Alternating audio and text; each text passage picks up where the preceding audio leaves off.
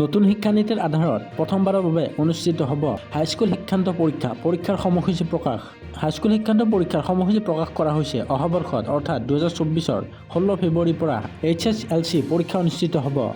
এই পৰীক্ষা 4 মাৰ্চত অন্ত পৰিব। ব্যৱহাৰিক পৰীক্ষাসমূহ 2 আৰু 3 ফেব্ৰুৱাৰীত অনুষ্ঠিত কৰা হ'ব। পূৰ্বৰ 2 বছৰতকৈ এইবাৰ আগতীয়াকৈ HSLCৰ পৰীক্ষা অনুষ্ঠিত কৰা হ'ব। উল্লেখ্য যে নতুন শিক্ষানীতিৰ আধাৰত এইবাৰ HSLCৰ পৰীক্ষা অনুষ্ঠিত কৰা হ'ব।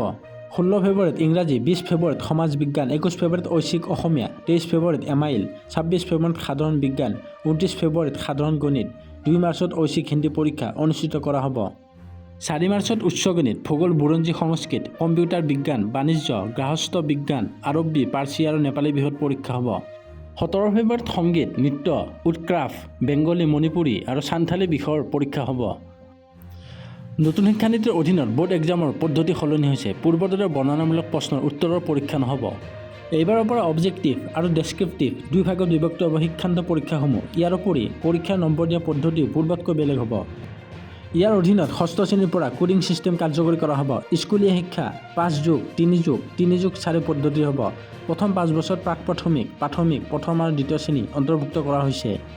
পিছৰ 3 বছৰত তৃতীয়, চতুৰ্থ আৰু পঞ্চম শ্ৰেণী অন্তৰ্ভুক্ত কৰা হয়। তাৰ পিছত 3 বছৰত থাকিব ষষ্ঠ, সপ্তম আৰু অষ্টম শ্ৰেণী। শেষৰ 4 বছৰত নৱম, দশম, একাদশ আৰু দ্বাদশ শ্ৰেণী অন্তৰ্ভুক্ত থাকিব।